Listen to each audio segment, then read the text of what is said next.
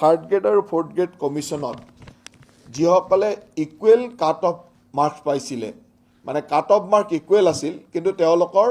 যেহেতু পোষ্ট নাছিলে সেইকাৰণে ছিনিয়ৰিটি বেচিছত বাকীসকলে দিয়া হৈছিল, ছিনিয়ৰিটি কম কাৰণে তেওঁলোকে পোৱা নাছিলে। সেই ইকুৱেল কাট অফ মাৰ্কছ পোৱা ফ'ৰ্থ গ্ৰেড তত 637 আৰু থাৰ্ড গ্ৰেডত 198 এই লোকসকলে যিহেতু ইকুৱেল মাৰ্কছ পাইছিলে আৰু এতিয়া জইনিঙৰ পিছত যিহেতু কিছু পোষ্ট খালী ৰৈ গৈছিলে, সেইকাৰণে এই ইকুৱেল কাট অফ মাৰ্কছ পোৱা লোকসকলে এতিয়া আজি কেবিনেটে এপ্ৰুভ কৰিছে, তেওঁলোকে সেই চাকৰিটো মানে যিহেতু খালী পোষ্ট আছে গতিকে সেই পোষ্টত তেওঁলোকে চাকৰি পাব।